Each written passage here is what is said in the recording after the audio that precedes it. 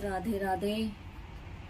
आज है पूर्णवासी, तो मैं पूर्णवासी की पूर्णवासी है बेटा। आज मैं पूर्णवासी की कथा करने जा रही हूँ। सारे बोलो राधे राधे। राधे राधे। द्वापर युग में एक समय की बात है कि यशोदा जी ने कृष्ण से कहा। हेलो जी, राम राम जी। रिया ब्लॉग्स में आप सबका स्वागत है। रिया राम राम कर दे।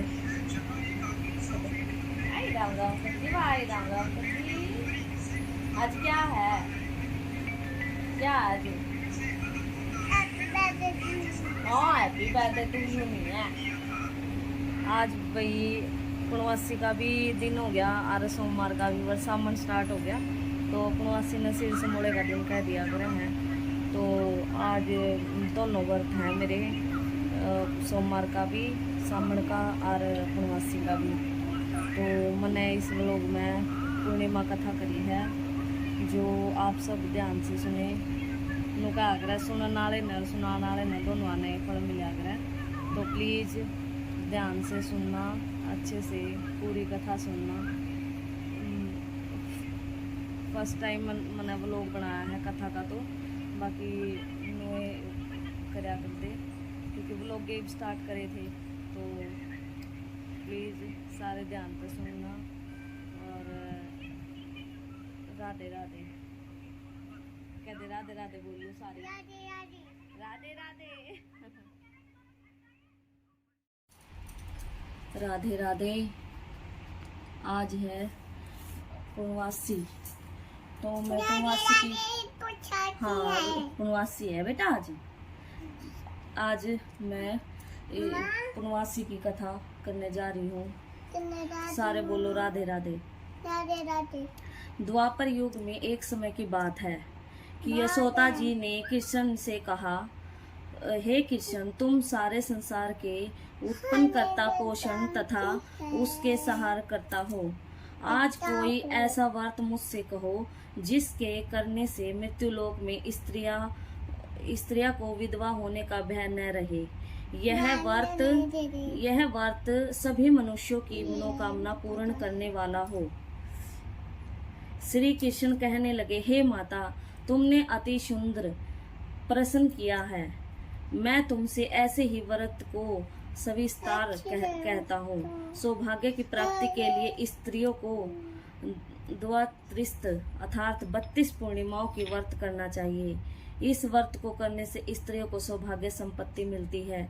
यह व्रत अचल सौभाग्य को देने वाला और भगवान शंकर के प्रति मनुष्य मात्र की भक्ति को बढ़ाने वाला है।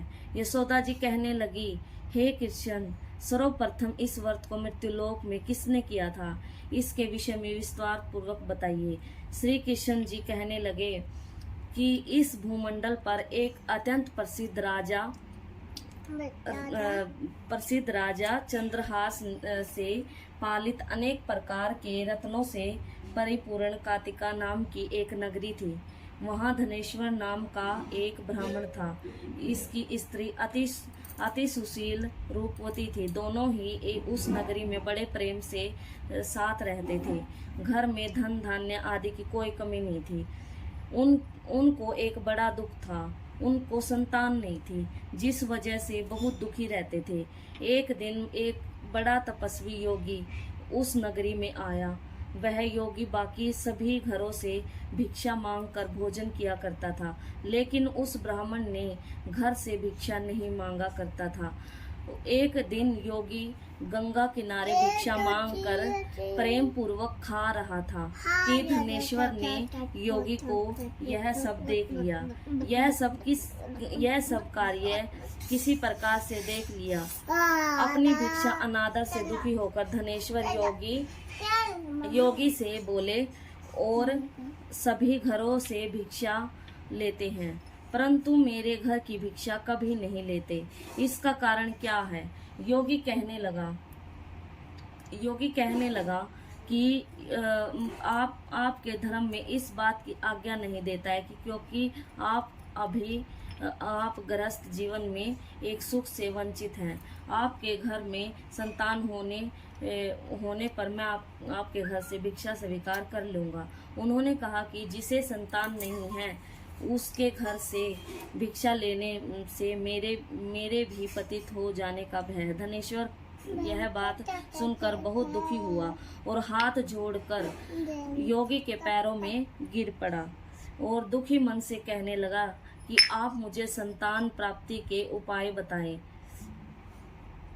आप सर्वज्ञ, मुझ पर अवश्य ही यह कृपया कीजिए। धन की मेरे घर में कोई कमी नहीं है, लेकिन मैं संतान न होने के कारण अत्यंत दुखी हूँ। आप मेरे इस दुख का हरण कीजिए। यह सुनकर योगी कहने लगे, तुम चंडी की आराधना करो। घर पहुंचकर उन्होंने यह सारी बात अपनी पत्नी को बताई। खुद वन में चला गया। वन में पहुंचकर उसने चंडी की आराधना की और उपवास किया। चंडी ने 16 दिन उसको सपने में दर्शन दिए और कहा कि हे धनेश्वर, जा तेरे पुत्र होगा, लेकिन उसकी आयु सिर्फ 16 वर्ष की होगी। आयु में ही उसकी मृत्यु हो जाएगी, 16 वर्ष की आयु में ही। अगर तुम दोनों स्त्री और पुरुष 32 पूर्णिमाओं का व्रत करोगे तो दीर्घायु हो जाएगा। जितनी तुम्हारा सामर्थ्य हो उतने आँच के दिए जलाकर शिव जी का पूजन करो, लेकिन पूर्णमासी 32 ही होनी चाहिए। सुबह होती ही तुम्हें इस स्थान के पास एक आम का पेड़ दिखाई देगा। उस पर चढ़कर आम को तोड़ लेना और घर जाकर सुबह स्नान कराकर अपनी पत्नी को खिला देना। यह देखकर उसे बड़ी चिंता हुई। उसने भगवान गणेश की उपासना की और कहा, हे अपने विघ्नों का नाश करके उनके मंगल कार्य को करने वाले, दुष्ट का नाश करने वाले, रिद्धि सिद्धि देने वाले, आप मुझे इतना बल दे कि मैं अपनी मनोकामना पूरी कर सकूं। इसके बाद वह फल तोड़कर अपनी पत्नी को दे देता है और इस फल को खुआ देता है। उसके बाद वह गर्भवती भी हो जाती है। देवी की कृपा से उसे बहुत सुंदर पुत्र पैदा हुआ। माता पिता के हर्ष और शोक के साथ वह बाल बढ़ने लगा। भगवान की कृपा से बालक बहुत ही सुंदर था, सुशील था, पढ़ाई लिखाई में भी बहुत निपुण था। दुर्गा जी के कथा अनुसार उनके सामने यह सब हुआ तो वह कैसे देख पाएंगे। तभी उन्होंने देवीदास के मामा को बुलाया। 1 वर्ष के लिए देवीदास को काशी पढ़ने के लिए भेज दिया। 1 वर्ष के बाद उसने वापस लेकर आ जाना। देवीदास अपने माता के साथ एक घोड़े पर सवार होकर अपने मामा के साथ चल दिया। घोड़े पर सवार होकर उसके मामा को यह बात पता नहीं था। दोनों पति पत्नी 32 पूर्णमासी का व्रत पूरा किया। दूसरी तरफ मामा और भांजा दोनों रात गुजारने के रास्ते में एक गांव में रुक गए। वहां एक ब्राह्मण की कन्या का विवाह होने वाला था। जिस धर्मशाला में वे वर और बारात बाकी रुके हुए थे, उसी धर्मशाला में देवीदास और मामा भी ठहरे हुए थे। उधर कन्या को तेल आदि चढ़ाने से जब लगन का समय आया तो वर की तबीयत खराब हो गई। वर के पिता ने अपने परिवार वालों के विचार विमर्श करके देवीदास मेरे पुत्र जैसा ही है, मैं इसके साथ लगन करा दूं और बाद में बाकी सारे काम मेरे बेटे के साथ पूरे हो जाएंगे। ऐसे कहने के बाद वर के पिता देवीदास को मांगने के लिए उसके मामा के पास गए। उन्हें सारी बात बताई। मामा ने कहा कि कन्यादान में जो भी कुछ लगेगा वो हमें दे दिया जाए। वर के पिता ने बात स्वीकार कर ली। इसके बाद देवीदास का विवाह कन्या के साथ संपन्न हो गया। इसके बाद वह पत्नी के साथ भोजन न कर सका और मन में विचार करने लगा कि न जाने यह किसकी पत्नी होगी। यह सोचकर उसकी आंखों में आंसू आ गए। तब वधू ने पूछा कि क्या बात है, आप उदास क्यों हैं? तब उसने सारी बात अपनी पत्नी को बता दी। तब कन्या कहने लगी, यह ब्रह्मा विवाद के विपरीत है। आप ही मेरे पति हैं। मैं आपकी पत्नी रहूंगी, किसी अन्य की कभी नहीं। तब देवीदास ने कहा, ऐसा मत करिए, क्योंकि मेरी आयु कम है, मेरे बाद आपका क्या होगा। लेकिन उसकी पत्नी नहीं मानी, बोली, स्वामी आप भोजन कीजिए। दोनों रात में सोने के लिए चले गए।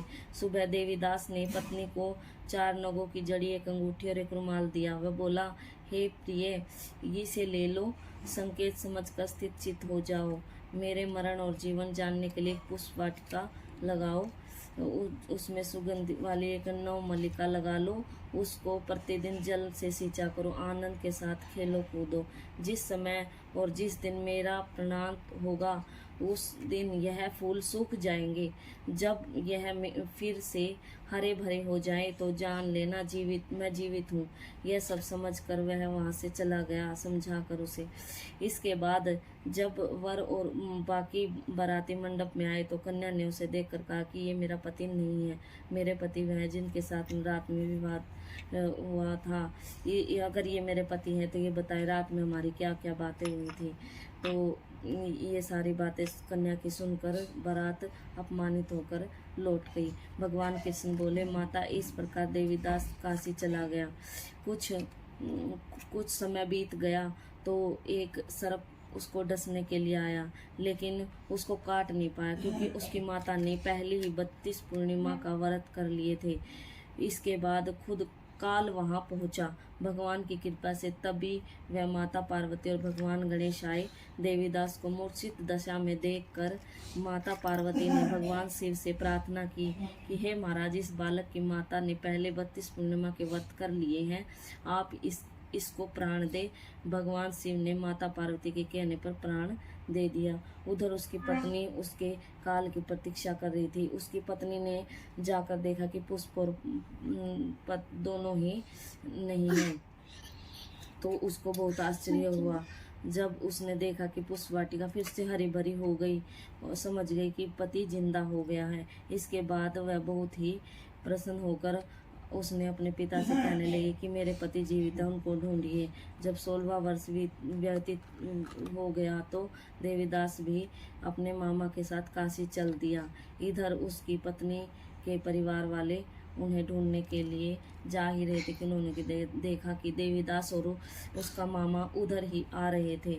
उनको देखकर उनके ससुर बहुत प्रसन्न हुए और उसे अपने घर ले गए। वहाँ सारा वगर इकट्ठा हो गया और कन्या ने भी उनको पहचान लिया। देवीदास ने इसके बाद अपनी पत्नी और मामा को लेकर वहाँ से चला गया। ऐसा समाचार सुनकर पहले तो उन्हें विश्वास नहीं हुआ, लेकिन जब देवीदास आया उसने अपने माता पिता के पैर छुए। देवीदास के माता पिता ने उनका माथा चूमा, दोनों को अपने सीने से लगा लिया। दोनों ही आने की खुशी में धनेश्वर ने बहुत दान दक्षिणा ब्राह्मणों को दी।